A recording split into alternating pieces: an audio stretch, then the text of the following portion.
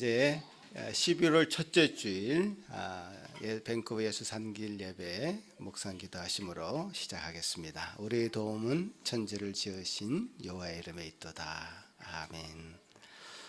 거룩하신 하나님 아버지 감사합니다. 온 가족들이 이렇게 한 마음으로 모였습니다. 우리가 한 성령을 받은 자로 한 교회에서 마땅히 한 마음을 가지고 이렇게 주님 앞에 예배를 드린 것이 합당한 줄 압니다. 주님 도우셔서 이 시간 성령께서 함께하여 주셔서 우리 모두가 주님 앞에 성령과 진리로 한 마음으로 예배 드릴 수 있도록 인도하여 주옵소서. 악한 마귀가 틈타지 아니하도록 지켜 돌보아 주옵시며 시종을 주님께 부탁드립니다. 예수님 이름으로 기도합나이다. 아멘. 다 같이 일어나서 영광 돌리는 찬송 드리겠습니다.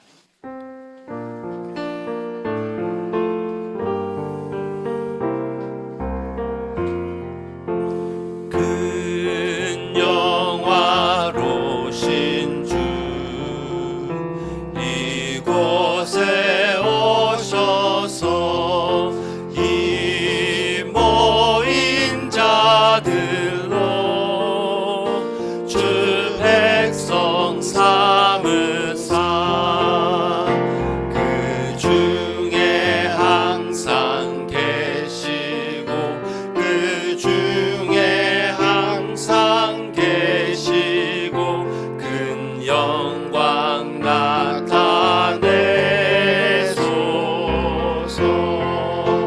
이 백성 기도와 또 예물 드림이 향내와 같으니 곧 받으옵소서.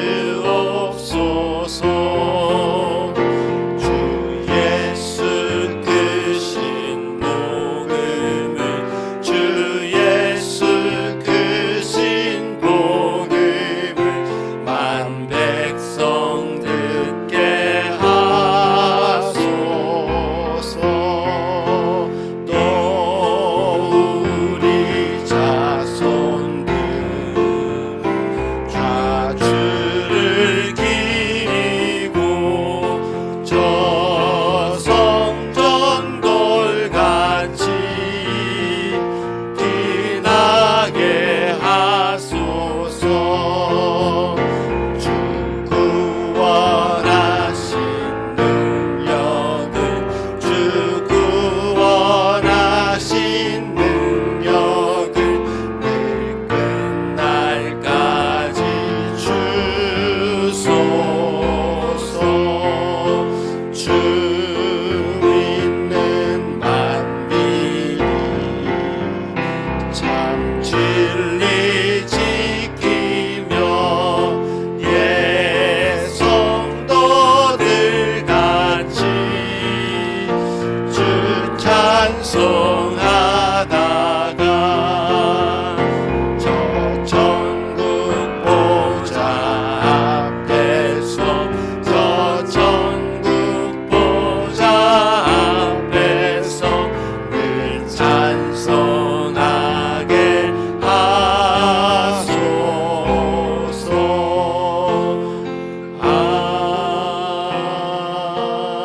아멘. 사도신경으로 우리의 신앙을 고백합니다. 전능하사 천지를 만드신 하나님 아버지를 내가 믿사오며 그 외아들 우리 주 예수 그리스도를 믿사오니 이는 성령으로 잉태하사 동정녀 마리아에게 나시고 본디오 빌라도에게 고난을 받으사 십자가에 못 박혀 죽으시고 장사한 지 사흘 만에 죽은 자 가운데서 다시 살아나시며 하늘에 오르사 전능하신 하나님 우편에 앉아 계시다가 저리로서 산자와 죽은 자를 심판하러 오시리라. 성령을 믿사오며 거룩한 공예와 성도가 서로 교통하는 것과 죄를 사하여 주시는 것과 몸이 다시 사는 것과 영원히 사는 것을 믿사옵나이다. 아멘. 십계명을 낭독합니다. 하나님이 모든 말씀으로 말씀하여 이루시되 나는 너를 애굽 땅 종되었던 집에서 인도하여 낸 내 하나님 여호와니라. 제1은 너는 나 외에 다른 신들을 내게 두지 말라. 제2는 너를 위하여 새긴 우상을 만들지 말고 또 위로 하늘에 있는 것이나 아래로 땅에 있는 것이나 땅 아래 물속에 있는 것에 어떤 형상도 만들지 말며 그것들에게 절하지 말며 그것들을 섬기지 말라. 제3은 너는 내 하나님 여호와의 이름을 망령되게 부르지 말라. 제4는 안식일을 기억하여 거룩하게 지키라.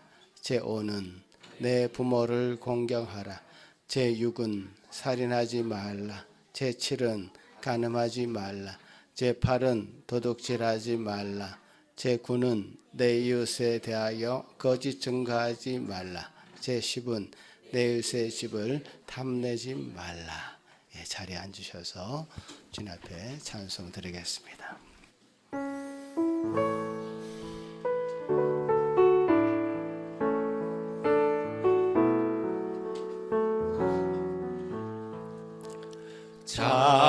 자비하신 예수여, 내가 사람 가운데 의지할 리 없으니 슬픈 자가 됩니다.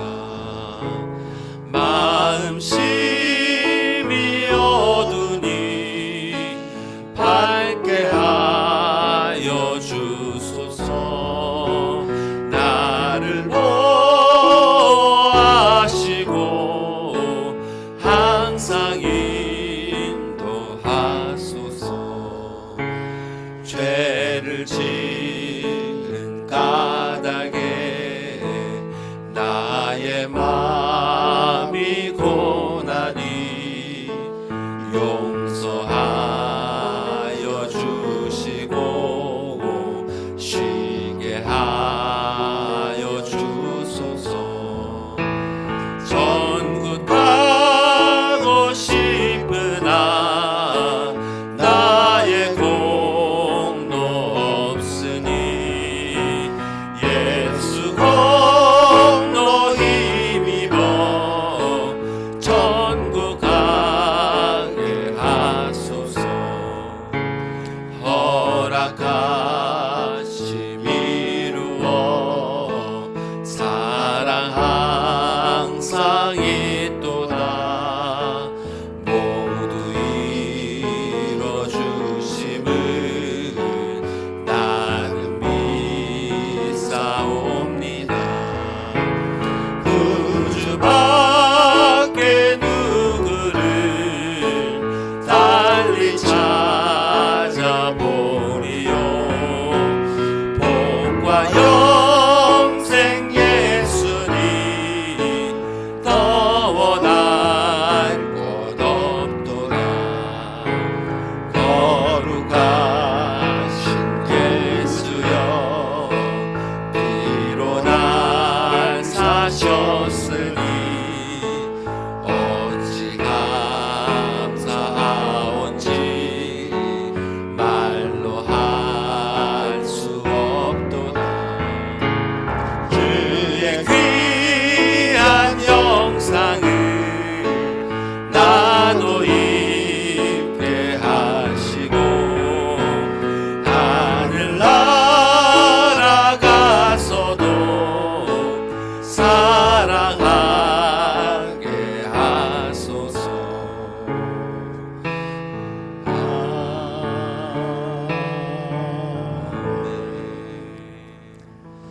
같이 한번 주님 앞에 기도하면서 나아가겠습니다. 여러분이 주님 앞에 나올 때마다 참 내가 너무 힘듭니다. 약합니다. 부족합니다. 어떤 고백이라도 좋습니다. 주님 다 받으시고 내 능력이 약한 데서 온전하여질 것이고 강하여질 것이다. 주님 말씀하신 사도 바울의 이 고백한 그 고백이 여러분의 고백이 되었으면 좋겠습니다. 주님 앞에 우리가 어느 누구도 고개를 들고 빳빳하게 세워서 나갈 수 있는 사람 없습니다. 주님 앞에 우리 마음을 내려놓고, 주님, 우리 모든 상황을 주님 아뢰입니다. 우리의 죄악을 주님 앞에 아뢰입니다. 연약함을 아뢰입니다. 주님, 용서하여 주시고 새로운 힘을 허락하여 주시옵소서. 같이 기도하며 나아갑니다. 하나님 감사합니다. 이 시간 주님 은혜 베풀어 주셔서 저희들 이 예배의 자리에 나올 수 있도록 도우신 것 감사를 드립니다. 주여, 우리 삶이 우리 뜻대로 되지 않을 때 우리 너무나 좌절하고 실망할 수밖에 없습니다. 나의 고통의 원인이 분명하지 않은 것으로 인해서 더 우리 마음은 심란해집니다. 주여 도와주시옵소서. 주여, 내가 왜 이런 고난 가운데 있어야 합니까? 주여, 이유를 알 수 없을 때 주님 말씀하십니다. 내 능력이 약한 데서 온전하여질 것이고, 주여, 우리 심령이 부족한 그 모든 가운데 내 은혜가 내게 족하다고 말씀하시는 은혜를 덧입는 이 시간 되도록 도와주시옵소서. 아버지 하나님이여 도우시옵소서. 주여, 우리 모든 삶의 상황들 가운데 주님, 우리 안에 주님 앞에 알게 모르게 너무 감사로 돌리지 못하고 주님께 영광을 돌리지 못하고 있는 그런 많은 부분들 앞에 우리 죄를 아뢰고 용서를 구합니다. 주여, 역사하여 주시옵기를 소망합니다. 여호와는 마음이 상한 자를 가까이 하시고 중심으로 통회하는 자를 구원하시는도다. 아멘. 하늘에 계신 우리 아버지여, 이름이 거룩히 여김을 받으시오며 나라가 임하옵시며 뜻이 하늘에서 이루어진 것 같이 땅에서도 이루어지이다. 오늘 우리에게 일용할 양식을 주시옵고 우리가 우리에게 죄 지은 자를 사하여 준 것 같이 우리 죄를 사하여 주시옵고 우리를 시험에 들게 하지 마시옵고 다만 악에서 구하시옵소서. 나라와 권세와 영광이 아버지께 영원히 있사옵나이다. 아멘. 찬송 드립니다.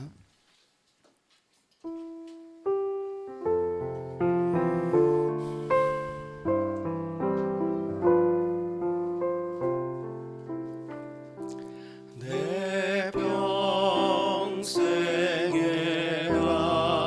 가는 길 순탄하여 늘 잔잔한 강가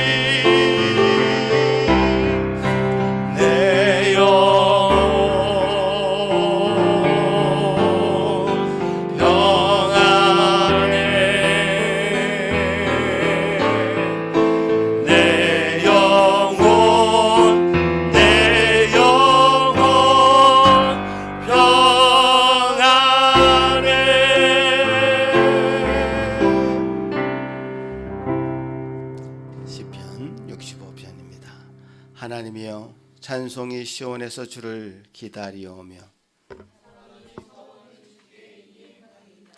기도를 들으시는 주여 모든 육체가 주께 나아오리이다.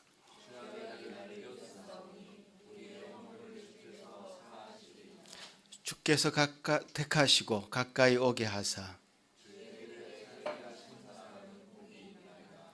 우리가 주의 집 곧 주의 성전의 아름다움으로 만족하리이다. 하나님의 강에 물이 가득하게 하시고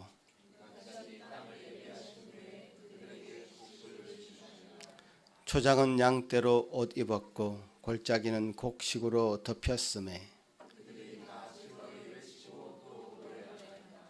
아멘. 이 시간 예배를 위해서 양지선 사모님 기도할 때에 다 같이 한 마음으로 기도하시겠습니다. 참 좋으신 하느님 아버지, 오늘도 어김없이 주일을 맞이하여 예배할 수 있도록 우리를 모아주셔서 감사드립니다. 벌써 올 한 해가 2달도 남지 않았습니다. 올해 계획하고 다짐했던 일들, 이루어진 일도 있고 이루지 못한 일들도 있지만 이 모든 것들은 주님의 섭리 안에 있다는 것이 우리에게 큰 위안이요 은혜가 됨을 고백합니다.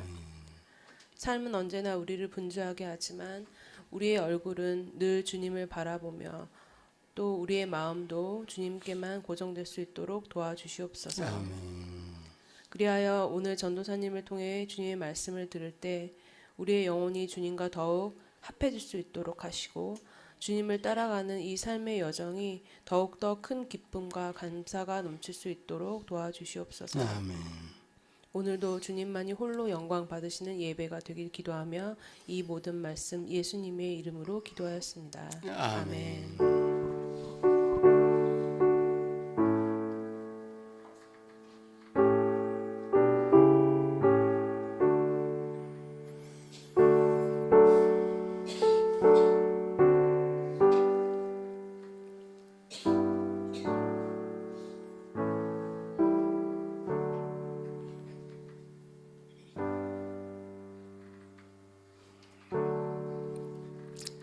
오늘 우리에게 주신 하나님의 말씀은 빌립보서 2장 1절에서 4절 말씀입니다. 그러므로 그리스도 안에 무슨 권면이나 사랑의 무슨 위로나 성령의 무슨 교제나 긍휼이나 자비가 있거든 마음을 같이하여 같은 사랑을 가지고 뜻을 합하여 한 마음을 품어 아무 일에든지 다툼이나 허영으로 하지 말고 오직 겸손한 마음으로 각각 자기보다 남을 낮게 여기고 각각 자기 일을 돌볼 뿐더러 또한 각각 다른 사람의 일을 돌보아 나의 기쁨을 충만하게 하라. 아멘. 우리 어린이들 나와서 우리 어린이들 위해서 기도하는 시간 갖겠습니다.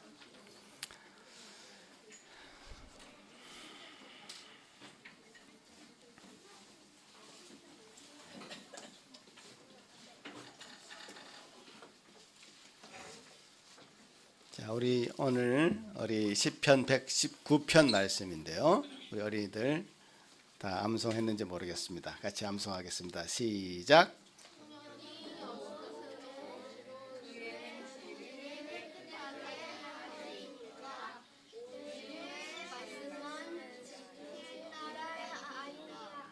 자 다시 진정하시고 다시 시작. 무엇으로 깨끗하게 하리까 주의 말씀을 지킬 따름이니이다. 시편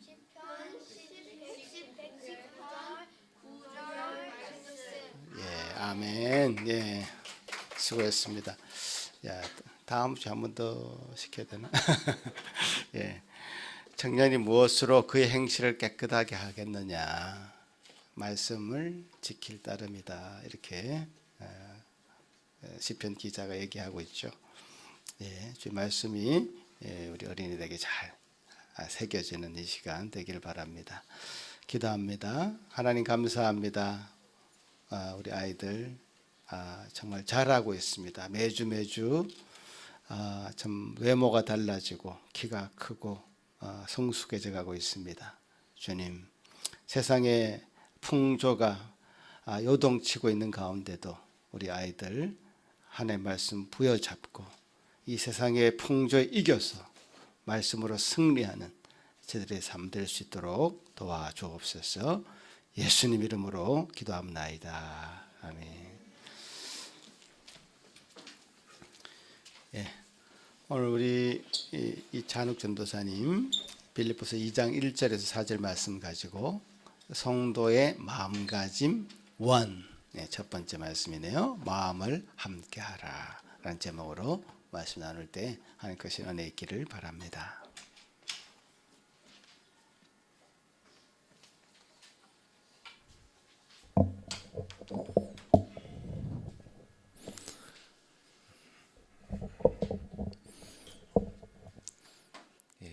요즘 제가 가족들과 재밌게 보고 있는 프로그램이 있습니다.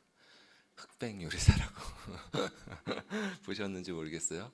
예, 아주 세계적으로 큰 성공을 거뒀다고 하더라고요. 그래서 아마 보지 않으셨어도 한 번쯤은 들어보셨을 것 같아요. 이제 요리사라는 제목이 붙은 것처럼 이제 여러 장르의 음식을 하는 셰프들이 나옵니다. 그래서 다양한 방면에서 그 실력이 검증된 요리사들이 다양한 미션을 수행하면서 서바이벌 경연을 펼치는 내용인데요. 그 중에서 이제 혼자서 요리를 하는 개인전도 있고 또 여러 명의 셰프들이 팀을 이뤄서 하는 팀전도 있습니다. 그 중에서 저는 그렇게 팀을 이루어서 하는 미션이 참 흥미롭더라고요. 그래서 저도 여러 사람이 모여서 이렇게 음악을 만드는 그런 일을 공부를 했었기 때문에 각 분야에서 참 일가를 이룬 이런 셰프들이 하나의 미션을 위해서 어떻게 일을 진행해 나가는지, 그리고 그 과정 가운데 발생하는 어려움들을 또 어떻게 해결해 나가는지 이걸 지켜보는 것이 참 흥미로웠습니다. 자, 여러분, 이렇게 여러 사람이 함께 모여서 일할 때 가장 중요한 게 무엇일까요? 여기 나와 있죠. 마음을 같이 해야 됩니다. 예, 딴 마음을 품고 있으면 잘 안 되겠죠. 마음을 같이 해야 함께 잘 일해 나갈 수 있을 겁니다. 자, 근데 그럼 이렇게 마음을 같이 하려면 무엇이 필요할까? 그 프로그램을 보면서 제가 다시 한번 확인한 건 리더가 분명한 방향을 제시해 줘야 돼요. 리더가 방향을 제시를 하지 않으면 산으로 갑니다. 여기저기서 딴소리를 하고. 그러니까 리더는 요리를 얘기로 들면 무슨 요리를 만들 건지, 또 어떤 맛을, 어떤 느낌을 목표를 하는지 그 명확한 비전을 제시를 해줘야 됩니다. 그리고 구성원들과 이렇게 조율을 하면서 어떻게 그 목표를 이룰 건지, 재료는 어떻게 쓰고 어떻게 손질을 하고 어떻게 조리해 나갈 것인지에 대한 그 청사진을 구체화해 나가야 돼요.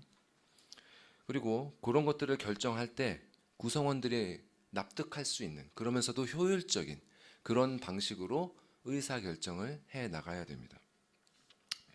그리고 이제 각 사람에게 할 일들을 적절하게 배분을 해야겠죠. 재료 손질은 누가 어떻게 할 건지, 또 메인 그 주재료는 누가 조리를 할 건지, 마지막 그 디쉬의 파이널라이즈는 누가 어떻게 할 건지, 이런 것들을 잘 배분을 해줘야 되고, 또 각자 할 일만 하는 게 아니라 그 과정 가운데 서로 어떻게 협력을 해줘야 되는지도 그때 상황에 맞춰서 바로바로 잘 결정을 해줘야 됩니다. 그런 조율이 되지 않으면 그 리더가 아무리 경력이 뛰어나고 실력이 뛰어나다고 하더라도 잘 돌아가지 않아요. 분명한 방향성이 결정돼야 되고, 이것 없이 계속 이랬다 저랬다 하고, 거기 팀에도 그런 사람이 있더라고요. 참 실력이 좋은 분이 틀림이 없는데 포용해야겠다는 어떤 생각 때문에 이 사람이 이 의견을 하면 또 이렇게 기울어졌다가, 저 사람이 저 말을 하면 또 저렇게 기울어졌다가, 이러다가 분란이 일어나는 경우도 있고요. 또 그런 조율을 잘 해나갔다고 하더라도 항상 여럿이서 같이 일할 때는 생각하지 못한 문제가 발생하기 마련이거든요. 그럴 때 그것들을 어떻게 해결해 나갈 것인가, 그런 것이 참 중요합니다. 그런데 그렇게 리더가 있어도 리더가 그런 역할을 잘 못하고, 또 구성원들이 그런 것들 잘 따라주지 못하면 그런 것이 힘들지인데, 리더가 아예 없으면 어떨까요? 어떤 모임에 제가 생각해 보니까 이 사도 바울이 살았던 시대의 대부분의 초대교회들이 이렇게 리더가 부재한 그런 공동체였더라고요. 그러니까 교회의 머리이신 예수님이 이미 승천하셨죠. 그리고 사도들은 하나 둘 순교하고 있었습니다. 세상을 떠나고 있었어요. 그리고 그러면 성도들은 좀 그렇게 뛰어난 사람들이었냐? 아니죠. 참 무지한 사람들이 대부분이었고, 또 외부에서의 어려움은 어땠습니까? 이 유대인들의 충동으로 말미암아서 로마의 박해가 계속 심해지고 있었고, 또 설상가상으로 막 이단들은 침투해가지고 어처구니 없는 소리들을 퍼뜨리고 있었고, 그러니까 이런 시대를 딛고 교회가 지금까지 이어져 온 것은 말 그대로 정말 하나님의 기적 같은 은혜입니다. 이제 이런 상황에서 빌립보 교인들은 감옥에 갇혀 있던 그들의 리더인 바울에게 도움을 요청했고요. 자기도 생사의 기로에 놓여서 이렇게 힘든 상황에 있던 바울은 이 빌립보서를 기록하면서 그들에게 꼭 필요한 것이 무엇인지를 전해 주었던 것입니다. 그러니까 바울은 이 성령의 감동하심으로 기록한 이 편지를 통해서 그들을 향한 그런 리더십을 발휘를 했던 거예요. 자, 그래서 바울은 빌립보서 1장에서 먼저 그들을 위한 축복 기도를 올립니다. 그리고 그 다음에 로마 감옥에 갇힌 자신과 또 로마 교회 성도들의 모습을 보여줘요. 그래서 복음을 변증하다가 감옥에 갇힌 자신, 바울과 같이 로마 교회의 성도들도 오히려 그 리더가 감옥에 갇혔음에도 불구하고 겁없이 하나님의 말씀을 담대하게 전하는 자들이 되었다. 이렇게 보여주고 있습니다. 자, 바울과 성도들은 이렇게 복음을 전하는 일에 한 마음이 되었던 것이죠. 핍박에도 불구하고 그들이 이렇게 하나가 될 수 있었던 이유는 무엇이었는가? 그리스도를 믿는 자에게는 죽는 것도 유익이 되고 사는 것도 유익이 된다는 그 진리가 공유되고 있었기 때문이 아니겠습니까? 그래서 바울은 이제 빌립보 교인들에게 이 비전이 그들에게 어떻게 이루어질지를 진술해 줍니다.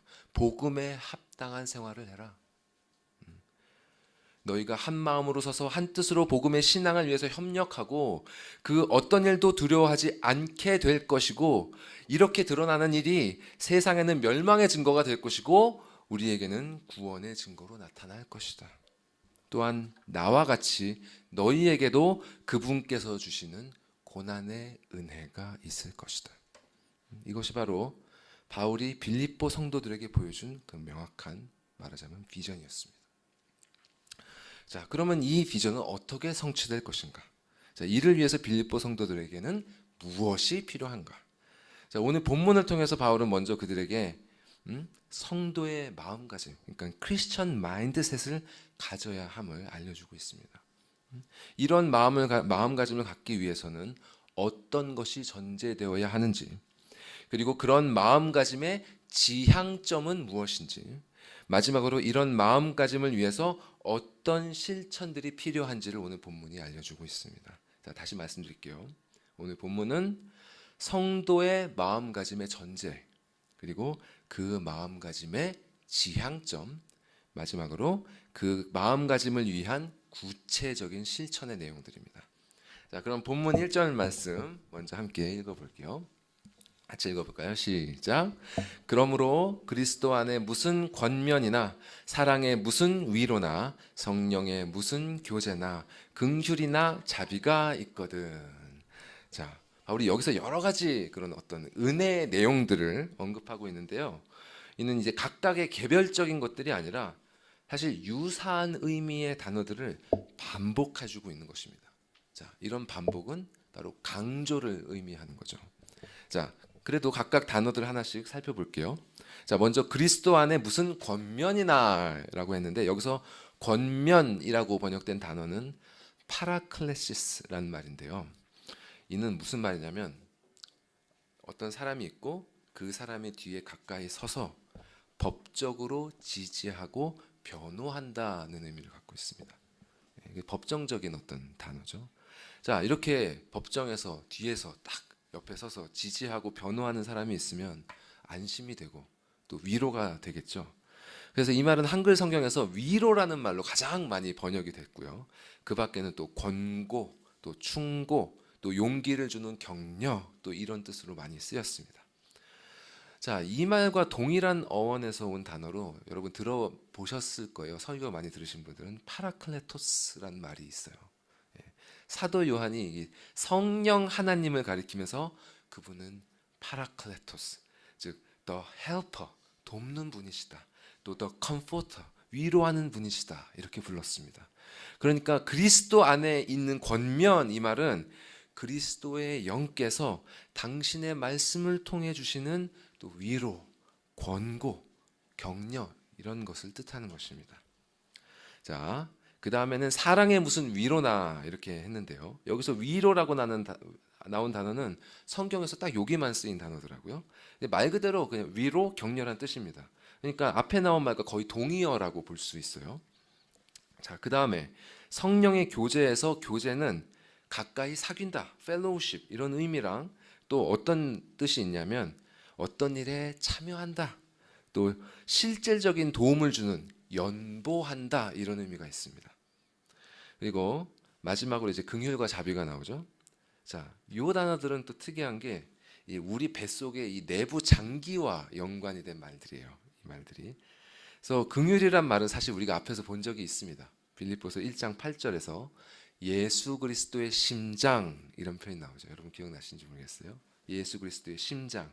거기에서 나오는 그 심장이란 말이 이 긍휼이란 말과 같은 말이에요. 우리말에도 그때 말씀드린 것처럼 애간장을 태운다 이런 말이 있잖아요. 그런 것처럼 사실 우리가 평소에는 우리 내부의 장기를 느끼지 못하잖아요. 그죠?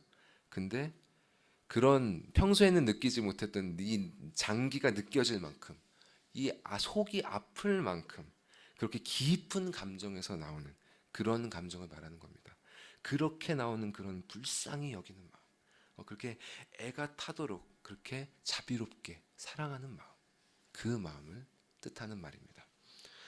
자, 쭉 이런 말들을 보셨는데 여러분 이 말들이 어떤 걸 뜻하는 건지 감이 좀 오시죠? 그죠? 이 마음 깊숙한 곳에서 진정으로 우러나오는 그런 여러 가지 도움의 손길, 그것을 말하는 겁니다. 자, 근데 이런 도움이 어디서 온다고요?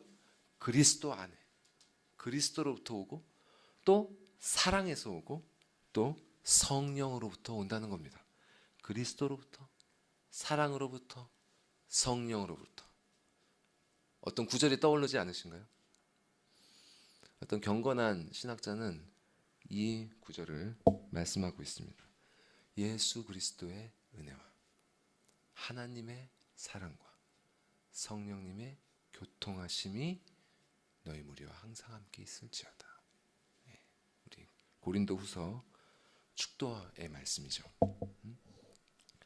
자, 1절에서 직접 나오진 않았지만 방금 제가 예를 든 이 고린도후서 말씀과 같이 이 성경에서는요, 이 사랑이라는 것을 말할 때 그 사랑의 원천을 성부 하나님께 돌리는 경우가 많습니다. 그래서 바울이 1절 말씀에서 이 열거하고 있는 이 모든 말들은 어떤 것이겠어요? 그리스도, 또 아버지의 사랑, 성령 하나님으로부터 오는, 삼위일체 하나님으로부터 오는 그 모든 도움의 은혜들을 일컫는 말인 것입니다. 자, 이렇게 비슷한 말들을 반복하면서 바울은 지금 우리에게 묻고 있는 거예요. 너희에게 삼위일체 하나님으로부터 오는 은혜가 있는가?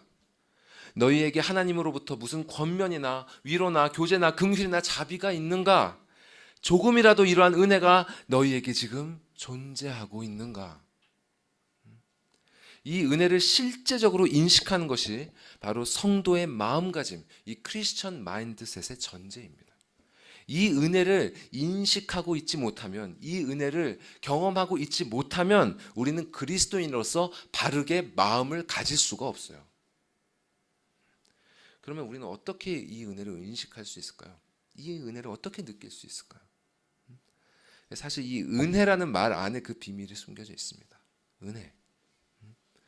은혜라는 것 자체가 자신의 힘으로 이렇게 획득할 수 있는 게 아니에요. 내가 능동적으로 취하는 것이 아닙니다. 내가 능동적으로 취하는 것은 은혜가 아니라 보상입니다. 즉 은혜의 인식에는 필연적으로 수동적인 특성이 있습니다. 사실 많은 그리스도인들이 이 부분에서 착각을 해요. 사람들이 신앙생활을 열심히 하고 또 말씀 많이 읽고 기도 많이 하면 은혜를 받을 것이라고 생각하는데 그렇지 않습니다. 이 소요리 문답에서 가르치는 게 뭐냐면요, 말씀과 기도는 은혜의 방편이라는 것입니다. 은혜의 방편. 이 방편이라는 게 뭐냐면 은혜가 공급되는 통로라는 뜻이에요. 은혜가 공급되는 통로지 은혜의 원인이 아닙니다. 말씀과 기도는 은혜의 원인이 아니에요. 은혜의 원인, 은혜의 원천은 오직 하나님이십니다. 하나님께서 이 말씀과 기도 또 예배라는 통로를 사용하셔서 당신의 은혜를 우리에게 흘려 보내주는 것이지, 우리가 말씀 많이 읽고 기도하고 막 예배 드린다고 해서 그 원인, 그것 때문에 은혜가 오는 게 아닌 것입니다. 그러면 우리가 은혜의 방편을 사용한다는 것은 무슨 의미인가? 말씀과 기도, 이 예배라는 통로를 우리가 붙들고 이 통로를 통해 부어주시는 그분의 은혜를 기다린다는 것입니다. 우린 기다려야 돼요. 이렇게 은혜는 수동적으로 받는 것이지 능동적으로 내가 취하는 것이 아닙니다. 자, 이 사실은 본문에서 바울이 선택한 어휘들을 통해서도 우리가 엿볼 수 있어요.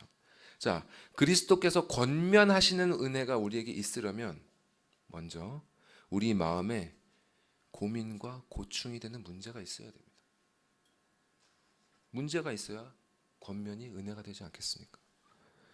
아버지의 위로하시는 은혜가 있으려면 우리에게 고난과 고통이 선행되어야 됩니다. 교제하시는 은혜가 있으려면 외로움이 선행되어야 됩니다. 긍휼과 자비의 은혜가 있으려면 우리가 비참한 처지에 놓여 있어야 되는 것입니다. 그래서 예수님께서도 이렇게 말씀하신 것입니다. 건강한 자에게는 의사가 쓸데없고 병든 자에게라야 쓸데있느니라. 지난번에 1장 마지막 말씀에서 우리가 확인한 것처럼 이런 이유 때문에 고난은 우리에게 은혜의 통로가 되는 것입니다.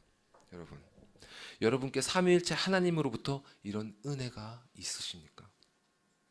무슨 권면이나 사랑이나 위로나 자비가 여러분에게 하나님으로부터 오고 있습니까?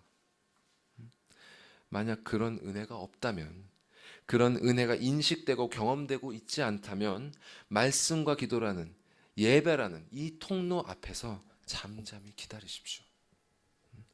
또한 삶 가운데 고난의 고통이 다가올 때 회피하지 마시고 드디어 은혜를 경험할 때가 왔구나 이렇게 기뻐하십시오. 세상이 너희를 박해할 때, 너희가 그리스도의 고난에 참여할 때 기뻐하고 즐거워하라는 그 말씀들을 기억하십시오. 성도의 마음가짐, 이 크리스천 마인드셋은 이러한 은혜의 인식이 전제가 됩니다. 은혜가 없는데 은혜가 있는 척하지 마시고 주님께서 은혜로 채워주실 때를 기다리십시오. 그분의 은혜가 없다면 우리는 한 걸음도 나아갈 수 없습니다. 자, 그러나 우리에게 조금이라도, 그 무엇이라도 하나님으로부터 오는 은혜가 있다면 우리는 다음과 같이 마음을 먹어야 한다고 사도 바울은 말씀합니다. 자, 함께 2절 말씀 읽어볼까요? 2절 말씀 맨 위에만 읽겠습니다. 시작. 마음을 같이하여 같은 사랑을 가지고 뜻을 합하며 한 마음을 품어. 자, 이 구절에서 바울은 이 앞선 1절에서와 같이 유사한 말들을 반복하면서 강조하고 있어요. 자, 먼저 마음을 같이하라는 이 말은, 자, 동일하게 마음을 먹어라, 또 동일한 마인드셋을 가지라, 이런 뜻입니다. 자, 성경에서 이 말의 용례를 간단히 살펴볼게요. 두 번째 나온 것처럼 예수님께서 이렇게 말씀하신 적이 있습니다. 예수께서 돌이키시며 베드로에게 이르시되 사탄아 내 뒤로 물러가라. 너는 나를 넘어지게 하는 자로다. 네가 하나님의 일을 생각하지 아니하고 도리어 사람의 일을 생각하는도다. 자, 저 구절에서 저 생각한다는 말이 바로 마음을 어떤 것에 둔다라는 말입니다. To set your mind on something. 즉 예수님께서 이렇게 말씀하시는 거예요. 베드로야, 네가 하나님의 일에 너의 마음을 두지 않고 사람의 것들에 네 마음을 두는구나. 사도 바울도 이와 비슷한 말씀을 아래처럼 하신 바 있습니다. 같이 읽어볼까요? 시작. 육신을 따르는 자는 육신의 일을, 영을 따르는 자는 영의 일을 생각하나니. 이 성령 하나님을 따르는 자는 성령 하나님의 일에 그 마음을 두는 사람입니다. 자, 우리는 이와 비슷한 표현을 이미 빌립보서 1장 27절에서도 본 바가 있어요. 너희가 한 마음으로 서서 한 뜻으로 복음의 신앙을 위하여 협력하는 것과 한 성령 안에 굳건히 자리를 잡고 서서 한 마음이 되어 복음의 신앙을 위해서 협력해라. 즉, 이 문맥에서 바울은 이렇게 말씀하고 있는 것입니다. 너희에게 삼위일체 하나님으로부터 오는 그 어떤 은혜가 있느냐? 만약 그런 은혜가 너희에게 있다면 그 은혜를 따라, 그 진리를 따라 동일한 마인드셋을 가져라. 성도로서 그 은혜를 따라 동일한 마음을 품어라. 이렇게 한 분 하나님께서 주시는 은혜 아래에 마음을 함께 하게 되면 그분과 같이 같은 사랑을 가질 수 있게 되는 것입니다. 그리고 이렇게 같은 사랑을 가지면 그 뜻도 하나로 모아지는 것이죠. 여기서 뜻을 합하라는 말은 together in soul, together in soul, 즉 영혼을 함께 하라는 것입니다. 자, 같은 생각, 같은 감정, 같은 영혼을 가지라. 그리고 마지막에 한 마음을 품어라는 말은 이 처음에 나온 마음을 같이 하라는 그 동사를 다시 한번 사용한 것이에요. 여러분, 바울이 이렇게 유사한 말들을 반복해서 사용하는 그 이유가 무엇이겠습니까? 그만큼 바울이 간절하게 빌립보 성도들에게 요청하고 있는 것입니다. 너희 안에 조금이라도 그 무엇이라도 하나님으로부터 오는 그 어떤 은혜가 있다면 부디 제발 마음을 함께 해라. 너희의 마음을 같이 해라. 이것이 바로 성도의 마음가짐으로 나아가야 할 지향점입니다. 이 말씀의 은혜를 받은 성도는 그 말씀을 중심으로 다른 성도와 마음을 함께 해야 합니다. 이것이 사도 바울을 통해 우리에게 명하시는 하나님의 말씀입니다. 여러분, 정말로 은혜를 받은 자는 이 마음을 품게 되어 있어요. 왜냐하면 이 자기에게 주어진 이 좋은 것을 나누고 싶은 마음이 절로 들기 때문입니다. 이 권면을, 나에게 주신 이 위로를, 이 은혜를 나누어서 나만이 아니라 다른 이들과 함께 이 마음을 공유하고 싶어지기 때문입니다. 이 참된 신앙을 가진 사람들이랑 이 불신자의 궁극적인 차이점이 사실 여기에 있어요. 이 불신자의 삶은요, 그 주변에 아무리 많은 사람이 있더라 하더라도, 이 사람이 뭐 아무리 인싸라고 하더라도 결국은 외로운 삶을 삽니다. 아무리 친한 친구도, 가족도, 또 배우자라 할지라도 성경의 표현으로 말하면 각각 자기 소견에 옳은 대로 각각 자기의 기준들에 묶여 있기 때문에 서로의 마음을 잘 헤아릴 수도 없을 뿐더러 온전히 그 영혼을 함께 할 수도 없습니다. 게다가 더 무서운 것은 죽음 이후에는 하나님으로부터도 격리되어서 영원히 고독의 형벌을 받게 될 것입니다. 이 불신자의 삶은 결국 고독으로 시작돼서 고독으로 끝나는 삶인 것이죠. 하지만 참된 신앙을 가진 사람들은 자기의 뜻이 아니라 하나님의 말씀이 삶의 기준이 되기 때문에 그 말씀을 중심으로 형제 자매들과 서로 마음을 함께 할 수 있습니다. 비록 이 세상에서는 완전치는 못하겠지만 결국에는 수많은 형제 자매들과 함께, 또 궁극적으로는 삼위일체 하나님과 함께 그 마음을 나누는 영원한 복락을 누리게 될 것입니다. 이 소망을 가진 성도는 다른 이들과 이 마음을 함께 하길 원합니다. 크리스천 마인드셋은 자기의 혼자의 독자적인 그런 삶이 아니라 함께하는 삶을 지향합니다. 하나님께서는 사람을 하나님을 사랑하고 이웃을 사랑하도록 창조하셨습니다. 자, 여러분 지금 어떤 삶을 지향하고 계십니까? 지금 여러분의 마음은 어떤 방향으로 지금 나아가고 있습니까? 만일 교회, 가족, 심지어 배우자도 배제해버리는 그런 독자적인 삶을 지향하고 있지는 않습니까? 만일 그렇다면 그 영혼은 그리 건강한 상태가 아닙니다. 은혜를 받은 자는 은혜를 나눌 사람에게 다가가게 되어 있습니다. 여러분에게 은혜가 없다면 먼저 은혜를 구하시고, 만약 어떤 은혜가 있다면 하나님께서 여러분의 삶에 허락하신 그 사람들과 그 은혜를 나누며 마음을 함께 해 주십시오.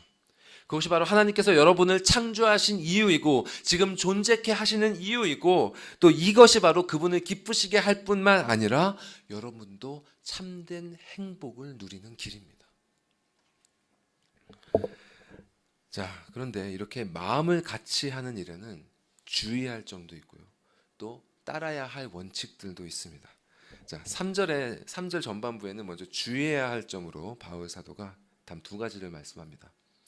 보여주시면, 네, 죄송해요. 보시면 아무 일에든지 다툼이나 허영으로 하지 말고라고 했죠. 자, 여기서 다툼이란 말은 그저 투닥거리면서 싸운다는 말이 아닙니다.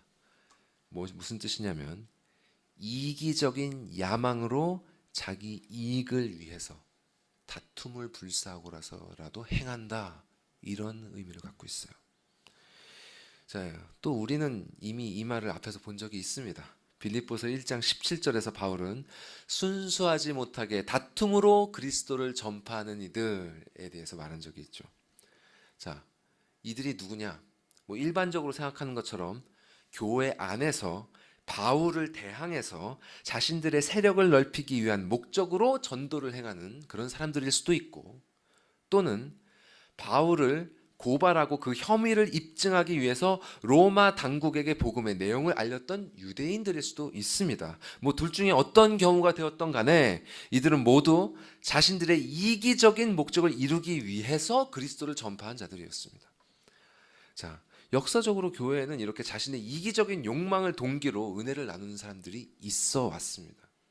칭찬을 듣고 싶어서건 한 자리를 차지하고 싶어서건 간에 이렇게 은혜를 말하면서 자신의 알량한 이득을 취하려는 자들이 항상 있어 왔어요. 사역자들 가운데서도 그런 사람들이 있고 성도들 가운데서도 그런 사람들이 있습니다. 사실 우리 모두가 이러한 유혹에 빠질 수 있어요. 다만 그런 마음을 품은 사람들은 이것을 기억해야 할 것입니다. 그들이 나눈 은혜를 통해 교회는 유익을 얻게 되겠지만 그들이 품은 악한 동기에 대해서 하나님께서는 반드시 심판하실 것이라는 사실입니다.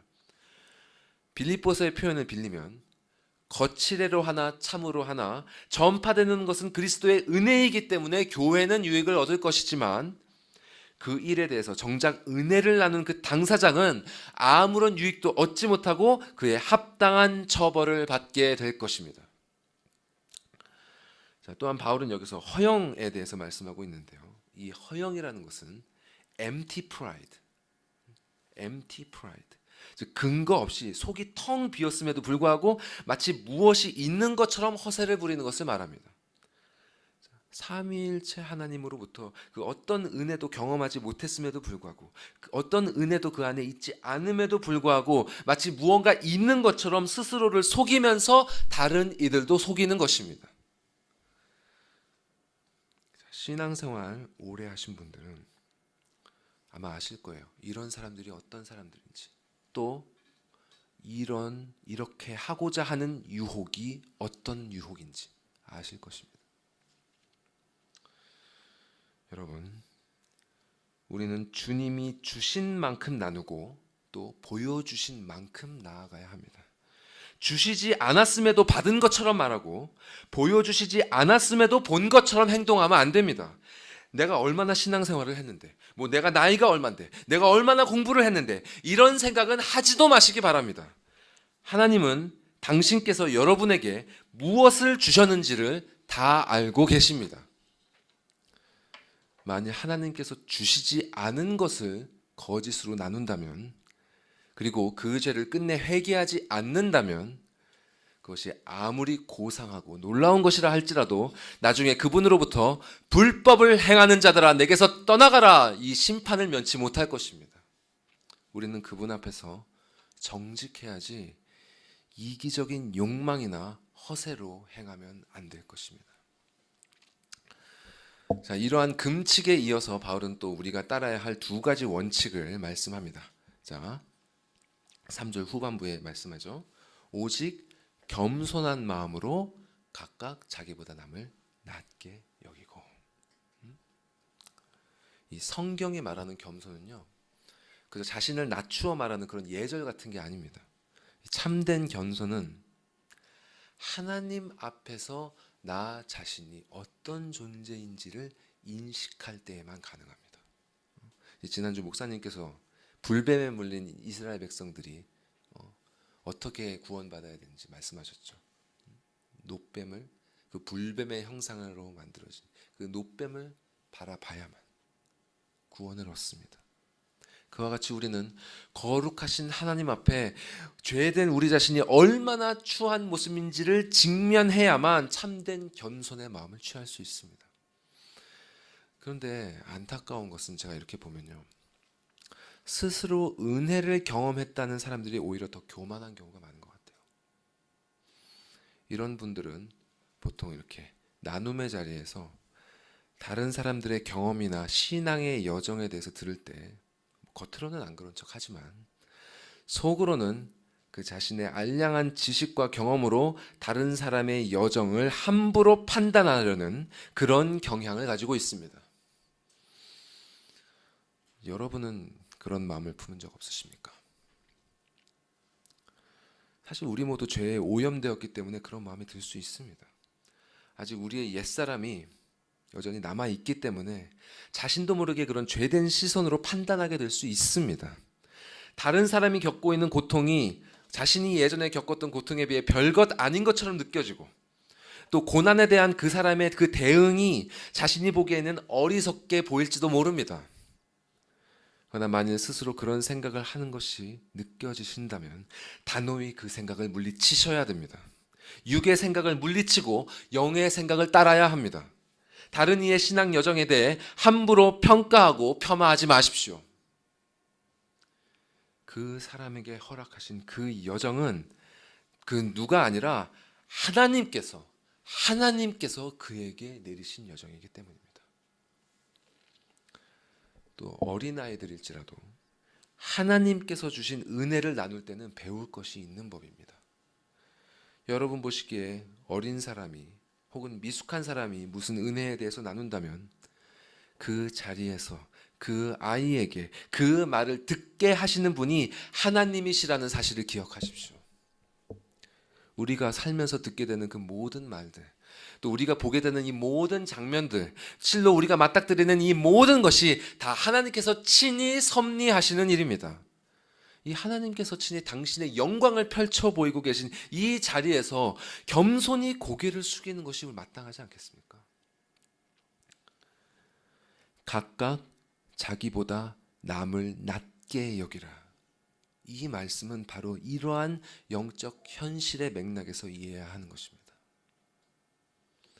은혜 언약 안에서 하나님께서 만나게 하신 모든 이들을 대할 때 겸손한 마음으로 대하십시오.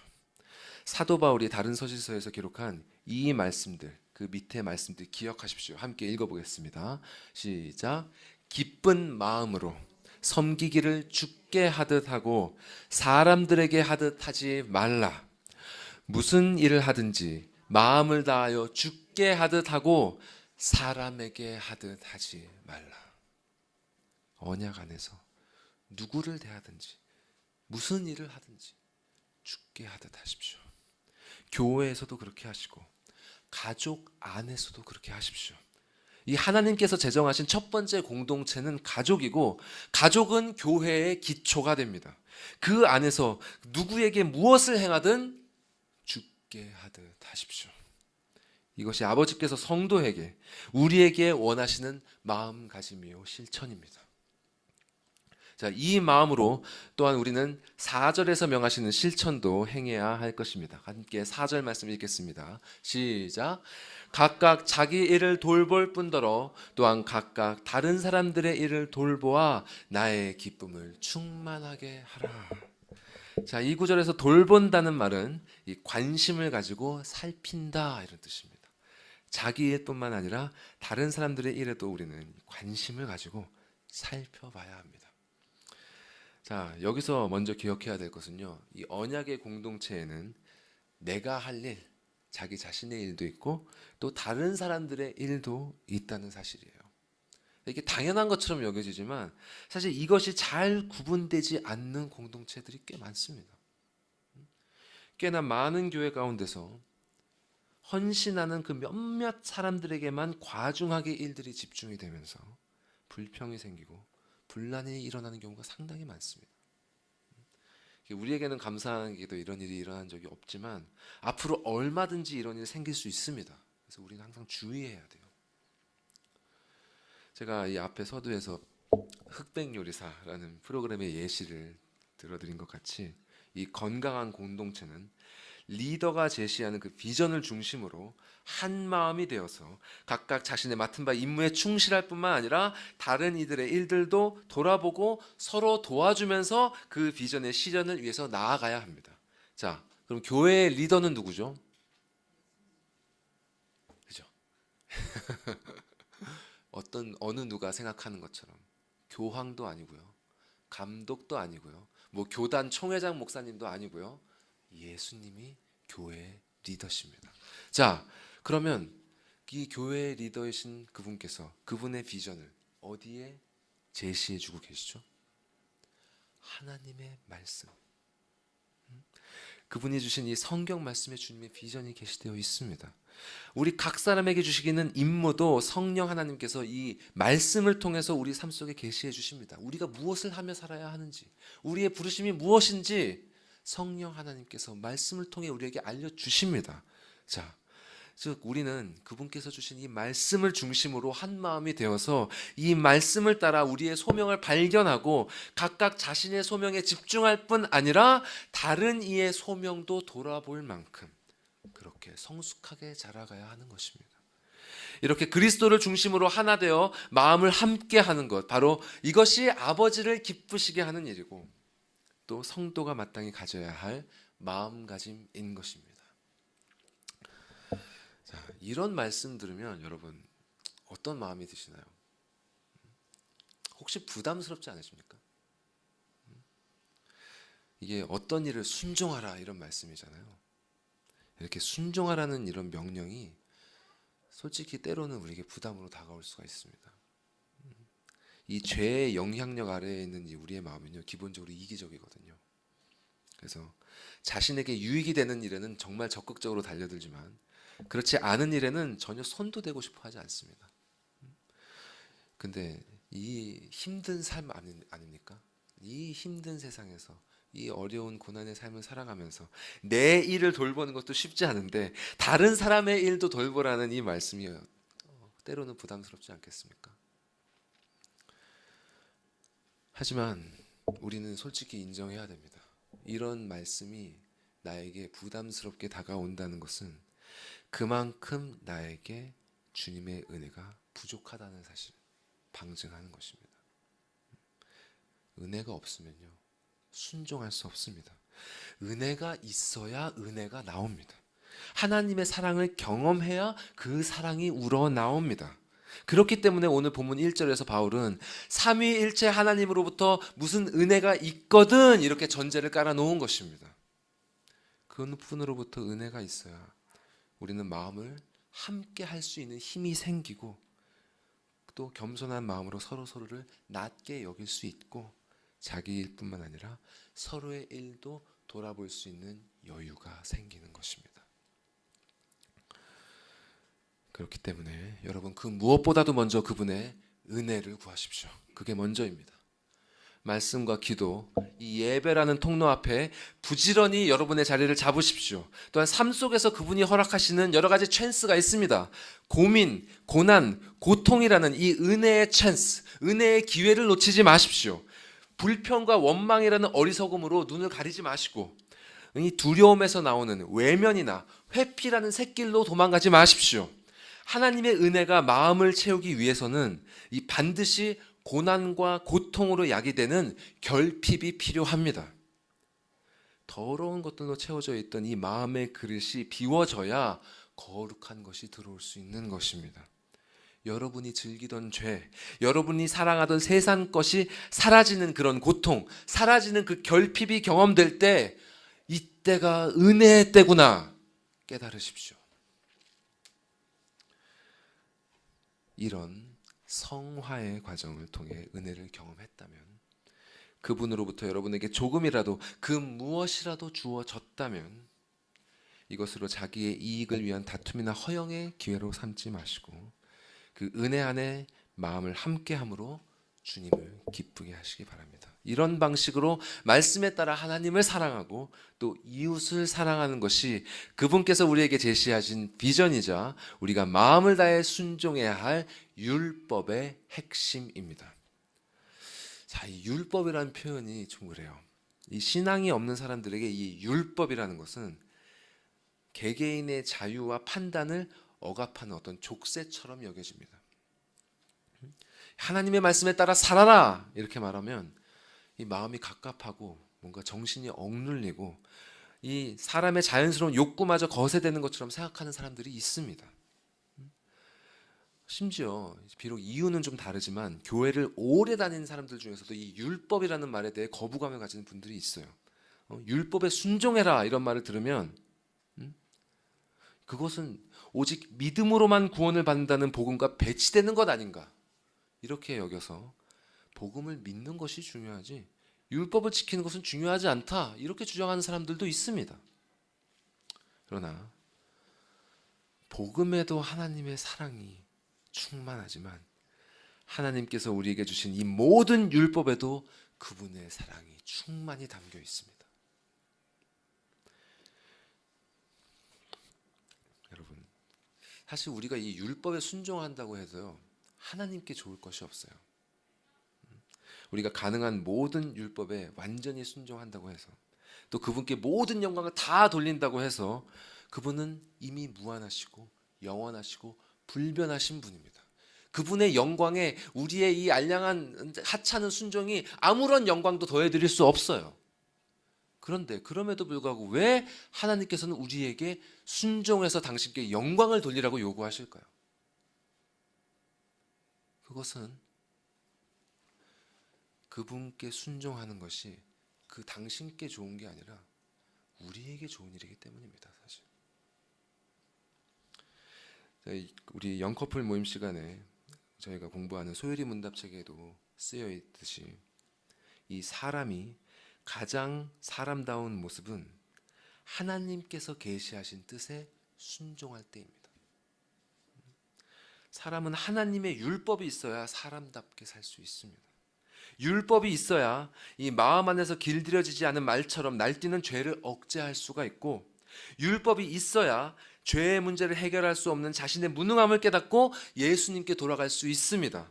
그리고 율법이 있어야 이 거듭난 새 영혼, 이 미약한 새 영혼은 삶의 바른 방향을 잡아 나아갈 수 있는 것입니다. 이 모든 은혜가 바로 율법을 통해 우리에게서 옵니다. 율법을 통해서. 이 자식을 사랑하는 부모의 마음처럼 택하신 자녀를 사랑하시는 그 아버지의 마음이 이 명령들 속에 담겨 있습니다. 이 율법에 순종하는 것이 어렵고 또 부담스럽다고 해서 여러분 이 아버지의 마음을 저버리시겠습니까? 오늘 본문을 통해 하나님께서는 우리에게 이렇게 명령하십니다. 마음을 함께하라. 마음을 함께하라. 이 율법에 순종하십시오.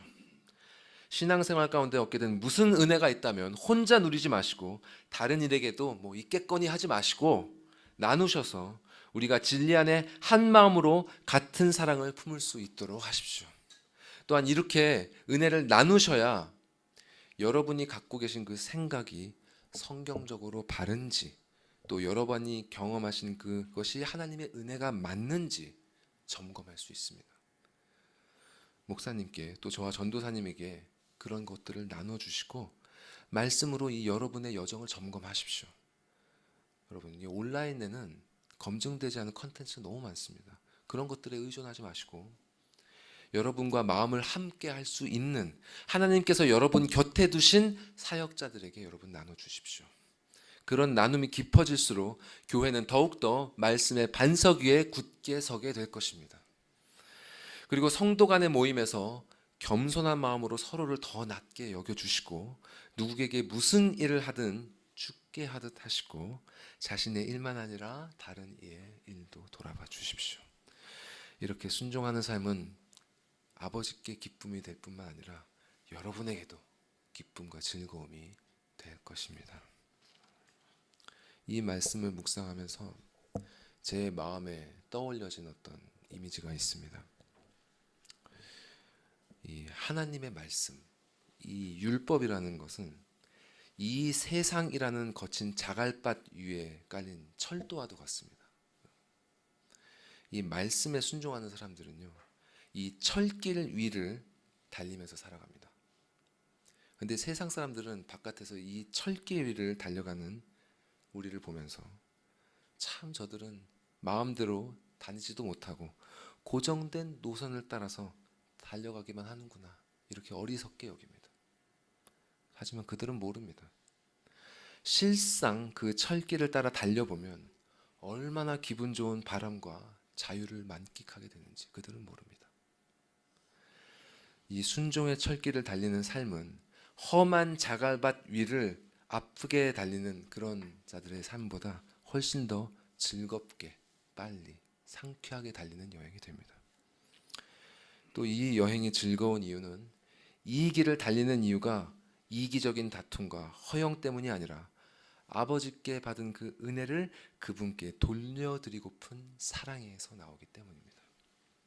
이렇게 사랑으로부터 시작된 순종의 여행은 하나님을 영화롭게 하고 그분을 즐거워하는 길이 됩니다. 여러분, 그리스도께서 이 길을 먼저 가셨습니다. 가시면서 아버지를 향한 그 사랑의 동기로 어떻게 그 길을 걸어갈지를 친히 보여주셨습니다. 또한 우리가 안전하게 그분을 따라갈 수 있도록 그 거친 자갈밭 위에 견인의 철도를 깔아주셨습니다. 그 길을 위해 가면 절대로 그 철도 위를 벗어나지 않을 것입니다.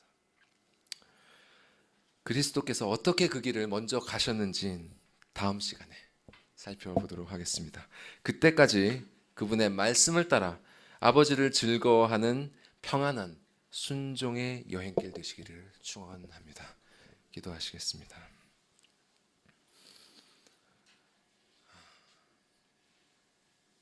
삼위일체 하나님, 말로 다 할 수 없는, 우리가 미처 다 헤아릴 수도 없는, 또 우리가 미처 다 인식할 수도 없는 이 모든 것들을 은혜로 내려주신 하나님, 감사합니다.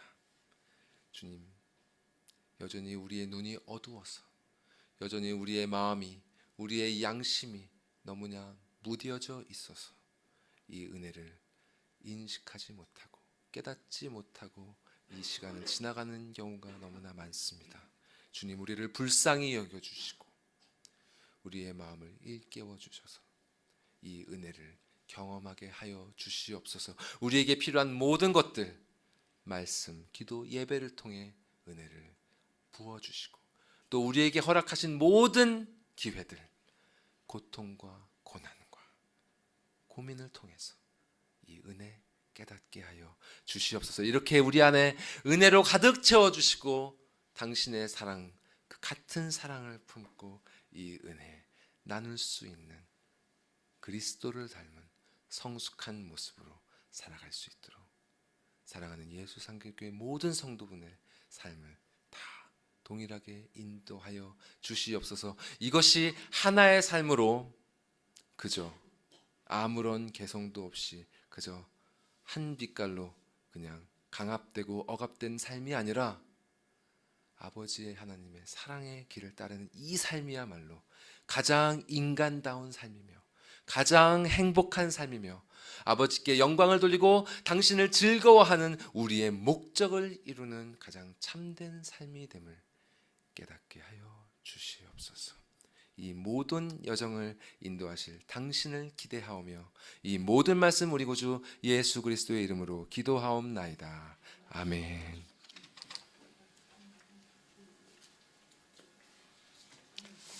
네, 주신 말씀 기억하시면서 다 같이 일어나서 찬송 드리겠습니다.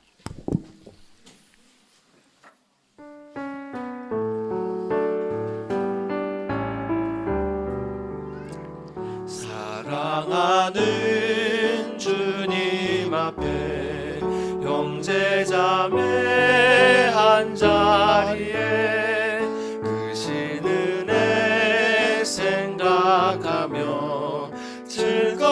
기쁜 찬송 부르네. 내 주 예수 본을 받아 모든 사랑 내 몸같이 환난 근심 위로 가고 진심으로 사랑하세. 사랑하는 주님 앞에 온갖 충성 다 바쳐서 괴로우나 즐거우나 주님만 힘써 섬기네. 우리 주님 거룩한 손 제자들의 발을 씻어 남 섬기는 종의 도를 몸소 행해 보이셨네. 사랑하는 주님 예수 같은 주로 섬기나니 한 피바다 한 몸이른 형제여 친구들이여 한 몸같이 친밀하고 하음으로 하나 되어 우리 주님 크신 뜻을 지성으로 준행하세.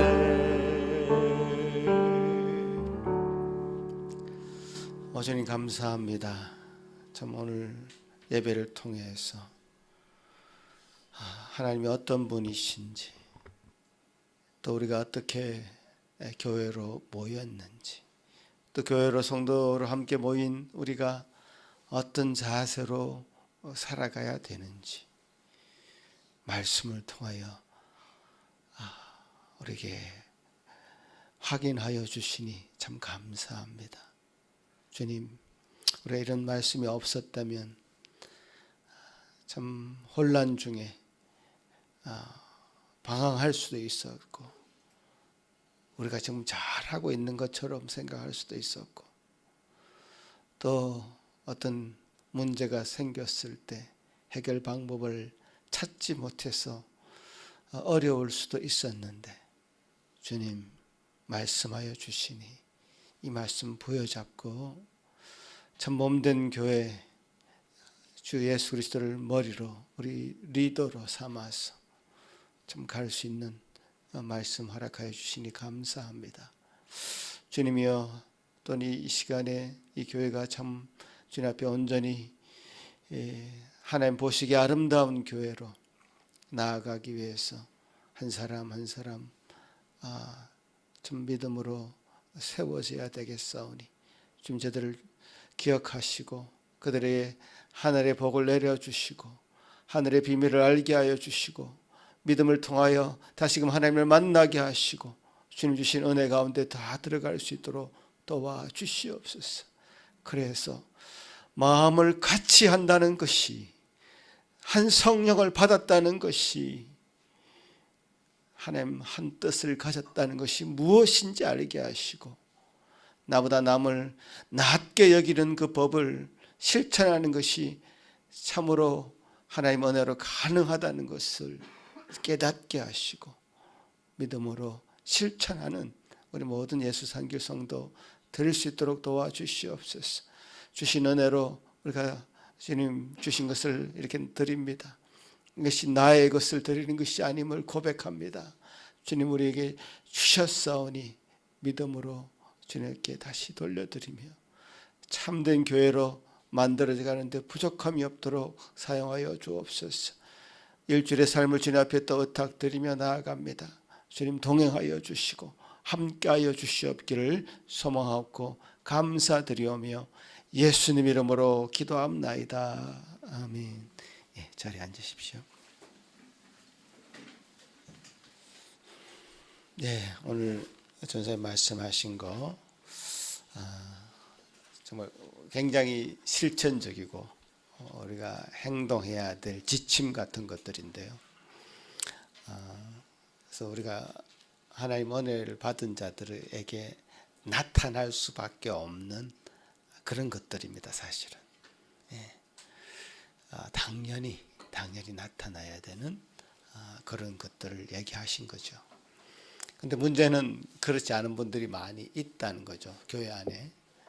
우리 교회가 예를 든 게 아니라 많은 성도들 안에 문제가 생기면 그 문제를 해결하지 못해서 방황하는 교회들이 많이 있습니다. 문제 없는 교회가 없을 수 없죠. 우리 교회도 문제가 생길 수 있습니다. 그러나 문제가 아니라 어떻게 해결해 나갈 수 있는 실력이 있는가, 마음을 같이 할 수 있는가. 그래서 성도들에게 우리 사랑의 열매가 있을 때 오래 참아주고, 어떤 분들에 대해서는 또 어떤 분들은 또 절제할 수 있어야 되고, 이런 밸런스를 맞춰가는 것이 교회 성도들의 바른 모습들이 아닌가 생각하고요. 전사님 설교를 통해서 우리가 그런 하나됨, 마음을 같이 하는 그런 것들이 더 풍성하게 일어났으면 좋겠다. 서로 더 권면하고 격려하고 위로하는 그런 만남들이 식사 후에 이렇게 또 평소에도 더 풍성하게 일어났으면 좋겠다. 그런 마음이 듭니다. 기도하겠습니다. 이제는 우리 주 예수 그리스도의 크신 은혜와 하나님 아버지의 극진하신 사랑하심과 성령 하나님의 위로 교통한 역사가 여기 머리 숙인 모든 성도들 위에, 그 가정 위에 지금부터 영원토록 함께 있을지어다. 아멘.